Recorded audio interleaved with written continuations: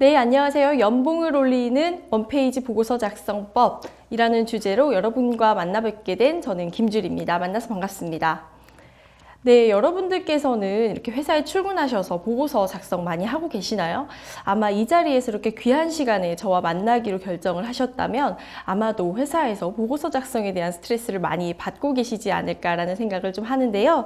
네, 그렇다면 우리가 보고서는 왜 써야 되는지, 우리에게 어떤 영향을 미치는 것이길래 우리가 이렇게 중요하게 이야기를 해야 되는 것인지에 대해서 먼저 좀 이야기를 나눠보도록 하겠습니다. 우리 보고서는요, 사실 회사에서는 아주 공식적인 커뮤니케이션의 수단이죠. 그러면서 동시에 제가 제목에서 말씀드렸던 것처럼 우리의 연봉과도 밀접한 관련이 있습니다. 왜 이렇게 말씀을 드리냐면요. 사실 우리 주변에는 굉장히 일을 잘 하시고도 연봉을 제대로 자기의 능력만큼 받지 못하시는 분들이 꽤 많이 계신 것 같아요. 그분들이 왜 그럴까 하면서 제가 곰곰이 체크를 해보니까 이런 공통점이 있더라고요. 일은 열심히 하고 있지만 자기가 일한 것에 대해서 결과물, 즉 보고서를 제대로 쓰고 있지 못하는 경우들이 꽤 많이 있으신 것 같아요. 그래서 오늘 여러 가지 보고서의 종류 중에서도 원페이지 보고서에 대해서 여러분들과 함께 먼저 이야기를 좀 나눠보고자 합니다. 원페이지 보고서라는 이야기는 많이 들어보셨죠? 네, 원페이지 보고서는요, 한 페이지 안에 내가 전달하고자 하는 이야기를 모두 다 담는 것입니다. 이렇게 말씀을 드리면 글자를 줄이면 안 되나요? 자간을 줄이면 안 되나요? 이렇게 말씀하시는 분들도 계신데요. 단순히 한 페이지 안에 모든 것이 들어가는 것이 아니라 그 한 페이지를 보고 의사결정자가 의사결정을 할 수 있을 만한 근거가 반드시 들어가 있어야 된다는 점을 시작에 앞서서 말씀을 드리고 싶습니다. 원페이지 보고서는요, 그래서 한눈에 전체를 파악하실 수 있어야 돼요.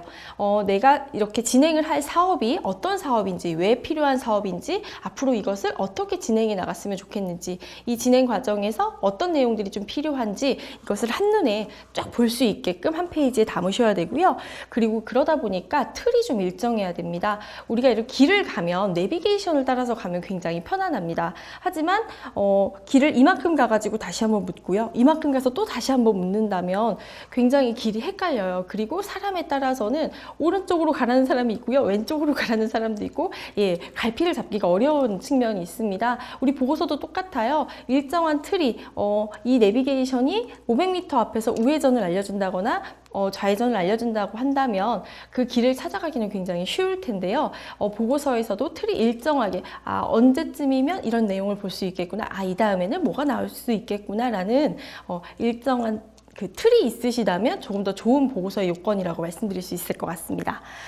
또 그 다음에는요, 이 틀에 맞는 소제목이 있는 거예요. 예를 들면 대책이라든지 향후 세부 계획이라든지 이런 내용들이 좀 나와준다면 읽는 사람으로 하여금 이 다음에는 무슨 내용이 나오겠구나 라고 하면서 짐작하면서 읽을 수 있고, 또 필요하다면 나중에 보고를 받은 이후에 본인이 필요한 부분, 체크하고 싶은 부분을 빨리 체크하실 수 있는 그런 중요한 자료가 될 것 같습니다.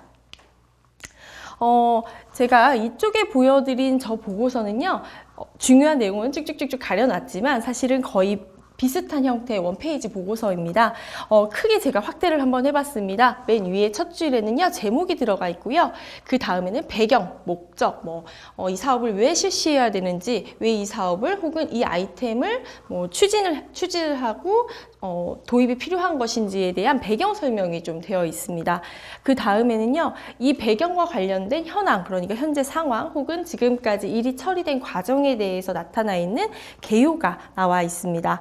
그 다음에 우리가 개요를 파악을 했고 현황을 파악을 했으니까 이제부터 우리가 무엇을 해야 된다, 의사결정자님, CEO님, 팀장님, 당신이 이제 무슨 일을 하셔야 됩니다 라고 하는 과제가 나와야 줘야 되겠죠. 과제가 나오고 나서 우리는 그러면 본격적으로 어떤 대책이 필요하고 어떻게 앞으로 추진해 나가야 되는지에 대한 이야기가 나와줘야 될 것입니다. 이런 내용이 모두 다 담긴다면 한 페이지 안에서도 의사결정자가 문제가 뭐고, 그래서 우리가 어떤 상황이고, 그래서 우리는 앞으로 어떻게 앞서 나가야 될지에 대해서 고민할 수 있는, 또 결정할 수 있는 그런 좋은 보고서가 작성될 수 있을 것입니다. 그런데요, 보고서 특히 원페이지 보고서를 작성하기에 앞서서 반드시 버리셔야 될 고정관념이 있습니다. 보고서 작성자의 생각과 보고를 받는 사람의 생각은 다를 수 있다는 것입니다. 우리가 보고서를 쓰는 실무자들은요, 보통 이 보고를 하기 위해서 어마어마한 양의 자료를 수집하죠. 그런데 하나도 버리기 싫은, 모두 다 나의 소중한 자료이다 보니까 이것을 하나도 버리고 싶지 않은 거예요. 그리고 모두 다 중요한 내용 같다는 생각을 해요. 그래서 모두 막 이 보고서에 담고 싶어 하시는데요. 사실은 보고서를 받는 사람 입장에서는요, 이 자료는 사실 크게 중요한 자료가 아닐 수도 있고 이것이 판단의 근거가 되지 않을 경우도 있습니다. 그래서 반드시 내가 중요한 자료라고 해서 반드시 그것을 가져가야 된다는 생각을 좀 접어두시고, 그리고 또 이 내용이 두꺼울수록 많을수록 훌륭한 보고서다, 일을 많이 한 것처럼 보이지 않을까 하는 착각은 잠시 접어두시고, 오히려 하고자 하는 말이 명확하게 짧게 들어간 것이 훨씬 더 훌륭한 보고서라는 점을 기억하셨으면 좋겠습니다.